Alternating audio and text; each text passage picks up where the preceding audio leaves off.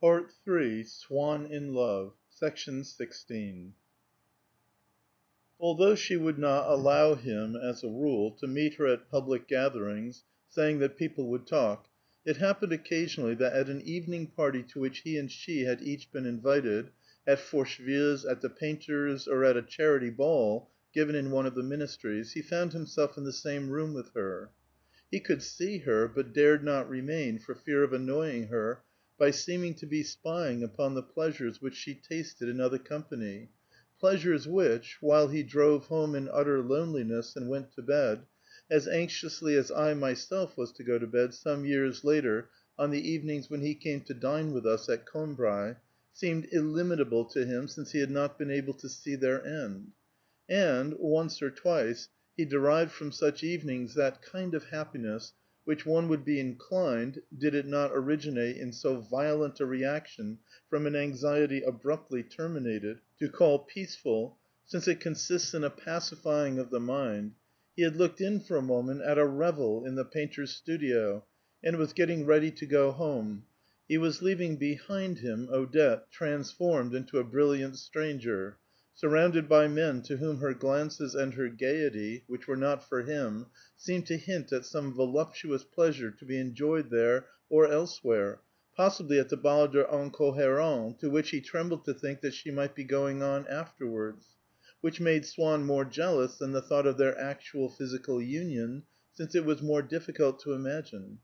He was opening the door to go when he heard himself called back in these words, which, by cutting off from the party that possible ending which had so appalled him, made the party itself seem innocent in retrospect, made Odette's return home a thing no longer inconceivable and terrible, but tender and familiar, a thing that kept close to his side, like a part of his own daily life in his carriage, a thing that stripped Odette herself of the excess of brilliance and gaiety in her appearance, showed that it was only a disguise which she had assumed for a moment, for his sake and not in view of any mysterious pleasures, a disguise of which she had already wearied. In these words, which Odette flung out after him as he was crossing the threshold, "Can't you wait a minute for me? I'm just going. We'll drive back together, and you can drop me."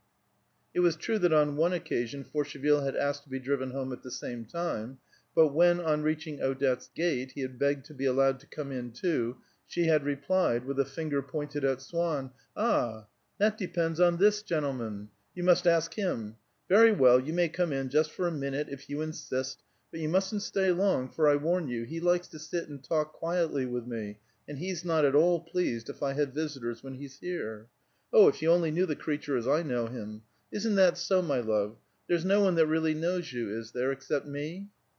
And Swann was, perhaps, even more touched by the spectacle of her addressing him thus in front of Forcheville, not only in these tender words of predilection, but also with certain criticisms, such as, "I feel sure you haven't written yet to your friends about dining with them on Sunday. You needn't go if you don't want to, but you might at least be polite."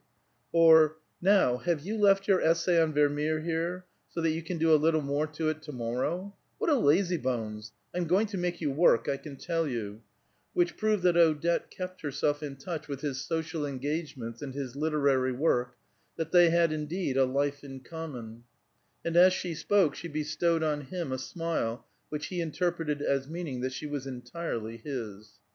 And then, while she was making them some orangeade, suddenly, just as when the reflector of a lamp that is badly fitted begins by casting all round an object, on the wall beyond it huge and fantastic shadows, which in time contract and are lost in the shadow of the object itself, all the terrible and disturbing ideas which he had formed of Odette melted away, and vanished in the charming creature who stood there before his eyes.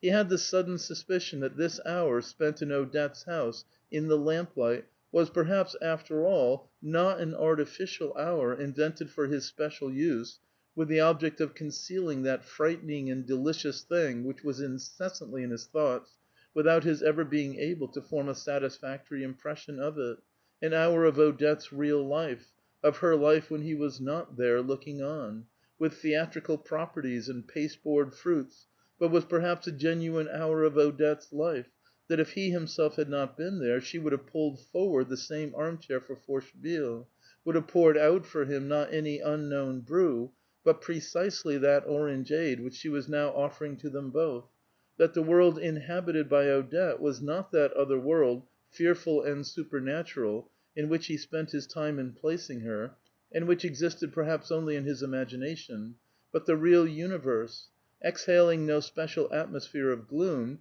comprising that table at which he might sit down presently and write, and this drink which he was being permitted now to taste;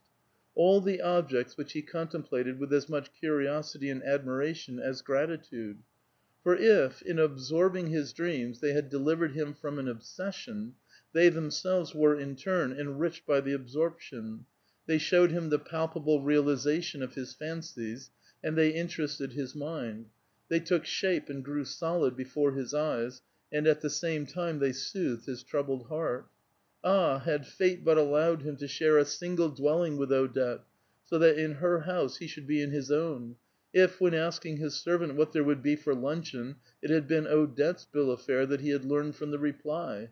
if, when Odette wished to go for a walk in the morning along the Avenue du Bois de Boulogne, his duty as a good husband had obliged him, though he had no desire to go out, to accompany her, carrying her cloak when she was too warm; and in the evening, after dinner, if she wished to stay at home and not to dress, if he had been forced to stay beside her, to do what she asked, then how completely would all the trivial details of Swann's life, which seemed to him now so gloomy, simply because they would at the same time have formed part of the life of Odette, have taken on, like that lamp, that orangeade, that armchair, which had absorbed so much of his dreams, which materialized so much of his longing, a sort of superabundant sweetness and a mysterious solidity.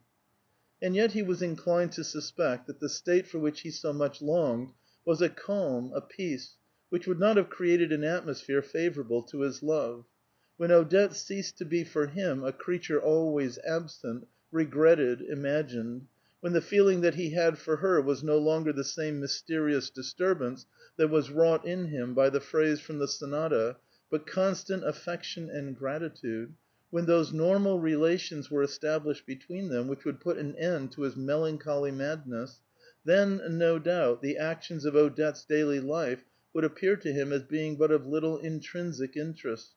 as he had several times already felt that they might be, on the day, for instance, when he had read through its envelope her letter to Forcheville. Examining his complaint with as much scientific detachment as if he had inoculated himself with it in order to study its effects, he told himself that when he was cured of it, what Odette might or might not do would be indifferent to him. But in his morbid state, to tell the truth, he feared death itself no more than such a recovery, which would in fact amount to the death of all that he then was. After these quiet evenings, Swann's suspicions would be temporarily lulled. He would bless the name of Odette, and next day, in the morning, would order the most attractive jewels to be sent to her, because her kindnesses to him overnight had excited either his gratitude, or the desire to see them repeated, or a paroxysm of love for her which had need of some such outlet. But at other times grief would again take hold of him. He would imagine that Odette was Forcheville's mistress, and that, when they had both sat watching him from the depths of the Verdurin's landau in the Bois, on the evening before the party at Chatou, to which he had not been invited, while he implored her in vain, with that look of despair on his face which even his coachman had noticed, to come home with him, and then turned away, solitary, crushed, she must have employed to draw Forcheville's attention to him, while she murmured, "Do look at him, storming!" The same glance, brilliant, malicious, sidelong, cunning, as on the evening when Forcheville had driven Sagnette from the Verdurins'. At such times Swann detested her. "But I've been a fool too," he would argue. "I'm paying for other men's pleasures with my money. All the same, she'd better take care and not pull the string too often, for I might very well stop giving her anything at all. At any rate, we'd better knock off supplementary favors for the time being. To think that only yesterday, when she said she would like to go to Bayreuth for the season, I was such an ass as to offer to take one of those jolly little places the King of Bavaria has there for the two of us. However, she didn't seem particularly keen; she hasn't said yes or no yet. Let's hope that she'll refuse. Good God! Think of listening to Wagner for a fortnight on end with her, who takes about as much interest in music as a fish does in little apples. It will be fun." And his hatred, like his love, needing to manifest itself in action, he amused himself with urging his evil imaginings further and further, because, thanks to the perfidies with which he charged Odette, he detested her still more, and would be able, if it turned out, as he tried to convince himself, that she was indeed guilty of them, to take the opportunity of punishing her, emptying upon her the overflowing vials of his wrath. In this way he went so far as to suppose that he was going to receive a letter from her, in which she would ask him for money to take the house at Bayreuth, but with the warning that he was not to come there himself, as she had promised Forcheville and the Verderons to invite them. Oh, how he would have loved it, had it been conceivable that she would have that audacity! What joy he would have in refusing, in drawing up that vindictive reply, the terms of which he amused himself by selecting and declaiming aloud, as though he had actually received her letter. The very next day her letter came. She wrote that the Verderons and their friends had expressed a desire to be present at these performances of Wagner, and that, if he would be so good as to send her the money, she would be able at last, after going so often to their house, to have the pleasure of entertaining the Verderons in hers. Of him she said not a word. It was to be taken for granted that their presence at Bayreuth would be a bar to his. Then that annihilating answer, every word of which he had carefully rehearsed overnight, without venturing to hope that it could ever be used, he had the satisfaction of having it conveyed to her. Alas! he felt only too certain that with the money which she had, or could easily procure, she would be able, all the same, to take a house at Bayreuth, since she wished to do so, she who was incapable of distinguishing between Bach and Clapisson. Let her take it then. She would have to live in it more frugally, that was all. No means, as there would have been if he had replied by sending her several thousand-franc notes, of organizing each evening in her hired castle those exquisite little suppers, after which she might perhaps be seized by the whim, which, it was possible, had never yet seized her, of falling into the arms of Forcheville. At any rate, this loathsome expedition, it would not be Swann who had to pay for it. Ah! If he could only manage to prevent it! If she could sprain her ankle before starting! If the driver of the carriage which was to take her to the station would consent, no matter how great the bribe, to smuggle her to some place where she could be kept for a time in seclusion, that perfidious woman, her eyes tinselled with a smile of complicity for Forcheville, which was what Odette had become for Swann in the last 48 hours. But she was never that for very long. After a few days, the shining, crafty eyes lost their brightness and their duplicity. That picture of an execrable Odette saying to Forcheville, "Look at him storming," began to grow pale and to dissolve. Then gradually reappeared and rose before him, softly radiant, the face of the other Odette, of that Odette who also turned with a smile to Forcheville, but with a smile in which there was nothing but affection for Swann, when she said, "You mustn't stay long, for this gentleman doesn't much like my having visitors when he's here. Oh, if you only knew the creature as I know him!" That same smile with which she used to thank Swann for some instance of his courtesy which she prized so highly, for some advice for which she had asked him in one of those grave crises in her life when she could turn to him alone. Then, to this other Odette, he would ask himself what could have induced him to write that outrageous letter, of which, probably, until then, she had never supposed him capable, a letter which must have lowered him from the high, from the supreme place which by his generosity, by his loyalty, he had won for himself in her esteem. He would become less dear to her, since it was for those qualities, which she found neither in Forcheville nor in any other, that she loved him. It was for them that Odette so often showed him a reciprocal kindness, which counted for less than nothing in his moments of jealousy, because it was not a sign of reciprocal desire, was indeed a proof rather of affection than of love, but the importance of which he began once more to feel in proportion as the spontaneous relaxation of his suspicions, often accelerated by the distraction brought to him by reading about art or by the conversation of a friend, rendered his passion less exacting of reciprocities.